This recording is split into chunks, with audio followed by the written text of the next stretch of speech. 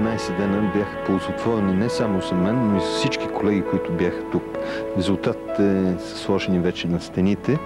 Мисля, че това, което казах в началото, че е време за работа и за почивка, наистина е вярно, защото и двете неща се случиха. Мисля обаче, че работата е била повече от почивката и мисля, че има наистина много хубави работи.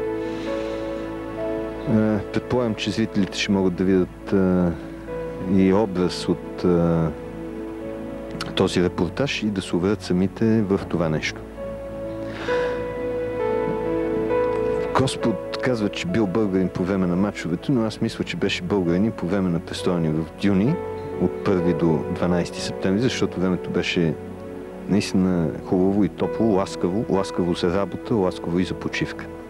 Ти за себе си какво ще запазиш?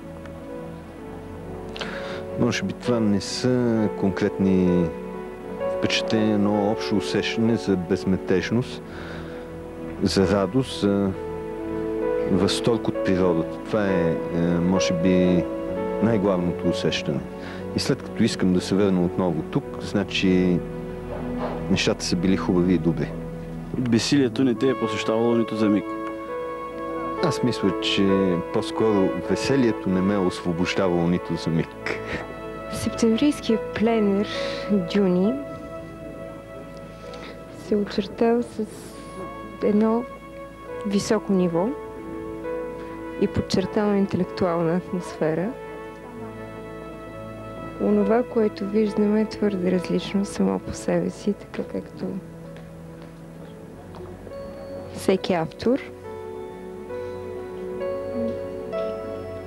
Смея да мисля, че това е едно от най-добрите пленерни постижения. Аз съм щастлив човек тук, просто и затова съм и тук, просто защото съм имал това предусещане, това очакване да бъда в тая природа, да бъда в тая среда, в тези големи измерения. И това ме зареди за работа и с удоволствие направих една серия морета, близки до натурата, сравнително близки до натурата, с тази неповторима атмосфера и с това настроение, което може да се усети единствено край морето. Изключително съм доволен, че времето беше много хубаво. Имахме възможност да обиколим повече така пространство около дюните. Получихме много хубаво вдъхновение и, както виждате, всичко тук, което се показва, е плод на това вдъхновение. А кой беше основният ви двигател за работа? Основният двигател, как да ви кажа, според мен е това, че ние се събираме тук колеги, което много рядко се случва.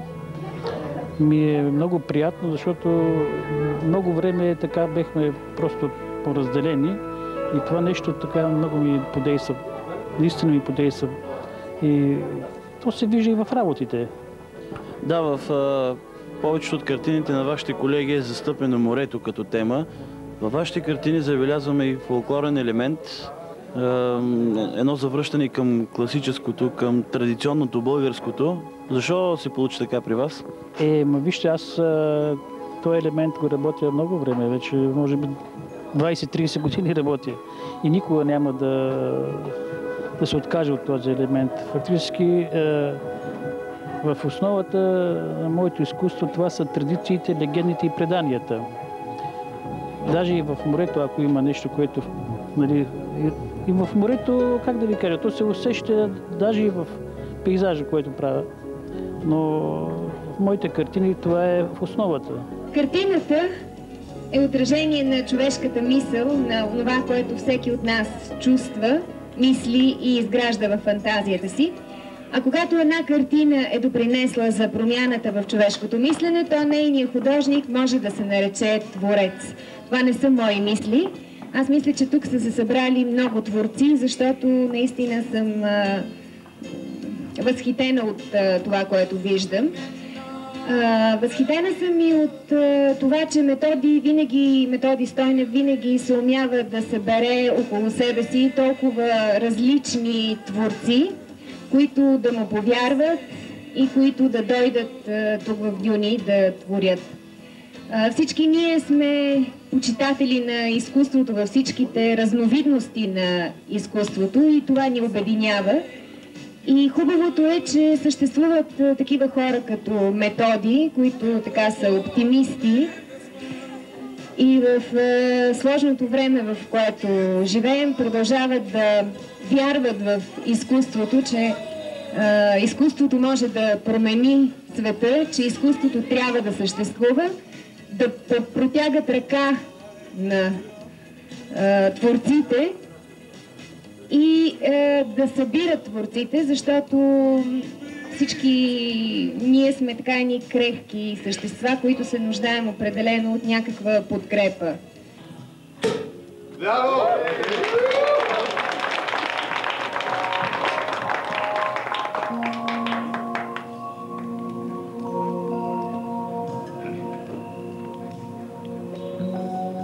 Тази чаша появявам на здравите на всички наши гости и от тук нататък само ви имам успехи и на здраве, да бъдете винаги така интересни във всички. Беше много слънчево, запознах се с нови колеги, които много приятно ме изненадаха. И също така се видях с други колеги, с които пък отдавна не се бяхме виждали и намирам, че изложбата е много хубава. Невероятни картини виждаме тук. Кой беше основният двигател за работа при вас? Конкретно при мен? Ами морето, това, че всеки пленер, освен контакта с колегите, е едно и малко състезание. И това е едно морално състезание и в това е най-хубавото. Аз мисля, че така повече се обикваме един друг. Защото когато отидеш да разгледаш една изложба в столицата някъде, ти не можеш да контактуваш директно с автора. Тук можеш просто да отидеш и честно да му кажеш: слушай, аз много харесвам нещата ти, в тях ми харесва това и това. Ако нещо не ти харесва, ще го спестиш и няма да го кажеш, никой не те кара зорлям. Но хубавото е, че можеш да отидеш и да кажеш на този човек: аз харесвам твоите неща. Това много трудно се случва между художници. Ние даже често не се познаваме един друг и как изглеждаме. Знаем си картините, но не сме като артистите да се познаваме. И даже много често контактуваме един с друг и в края на вечерта, като сме се пинали, си викаме: абе ти ли беше той художник, на когото видях една картина? Еди къде си? Така че тези пленери са едно много хубаво преживяване, най-вече за да се опознаем един друг повече. Има неща, които ме изненадват, но общо взето всички ми харесват. Как се чувства един човек, който твори край морето, но му се наложи да твори малко по-близо сякаш до него? В естествената си среда, защото се сред колеги, приятели, повечето от които познаваме. Аз лично познавам, нали, от преди или след това. И са художници с престиж, така и авторитет сред нашите кръгове. И не само сред тях. Така повечето от тях казаха, че са се заредили с енергия, когато са дошли край морето. А ти като човек, който си постоянно край морето, кое те вдъхнови? Пак ли то? Определено казано, за мен тук откритието беше спокойствието, което си дадах, едно вътрешно спокойствие, защото в Бургас динамиката, вътрешният ми ритъм е съвсем различен. Живея край морето, но като повечето бургазли по-скоро минаваме край него, без да присъстваме така плътно, така активно да участваме в него. Докато тук си дадах тази възможност и съм много доволен. И какво ще запазиш за себе си, вътре от теб, от този пленер? Радостта от общуването с колегите, защото се създаде една много така приятна атмосфера, творческа. Всеки успя да намери тук по нещо ново, аз също, и да експериментира. И на базата на тези експерименти се получиха интересни диалози и всеки от нас в себе си така малко повече опит, така приятелски чувства, нали. Запознах се с нови хора, които съм знаел само по изложби, да речем. Виждал съм картините, но лично не съм ги познавал. Това за мен беше ценно. И Бъч, коя част от денонощието беше най-плодотворна за теб? След обеда и вечерта. Какво ще остане вътре у вас от септемврийския пленер на галерия Пеликан тук на Дюни? Най-вече добри спомени за едно циганско лято, нещо, което липсваше през август.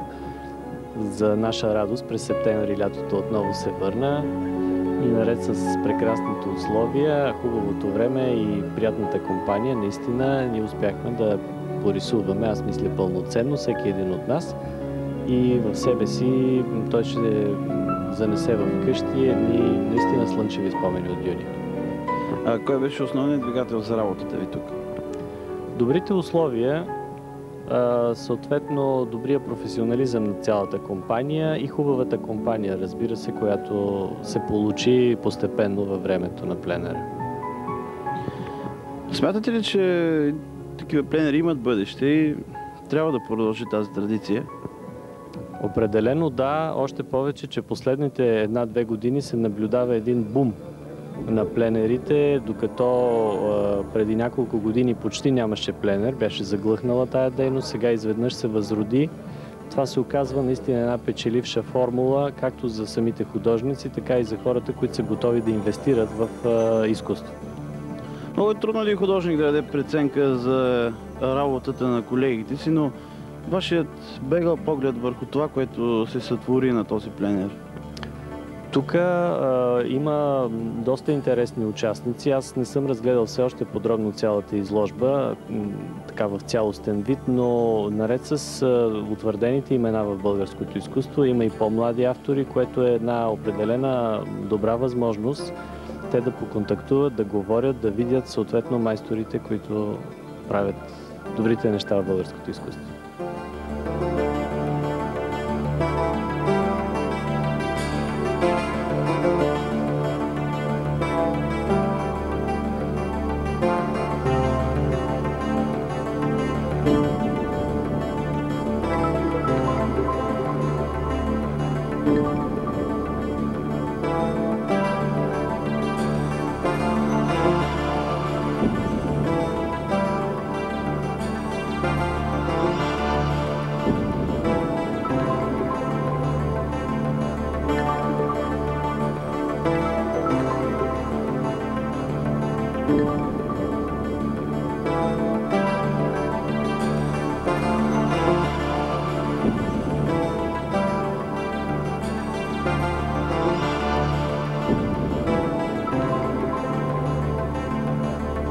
Спомени ще бъдат от най-хубавите, защото за нас това беше много голяма изненада и дошли сме тук в последния ден. Фактически сме разбрали, че можем да дойдем.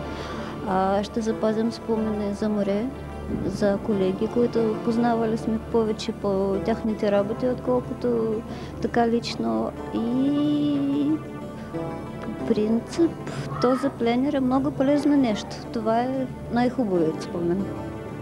А как работите? Кое ви вдъхновява за работа? По принцип този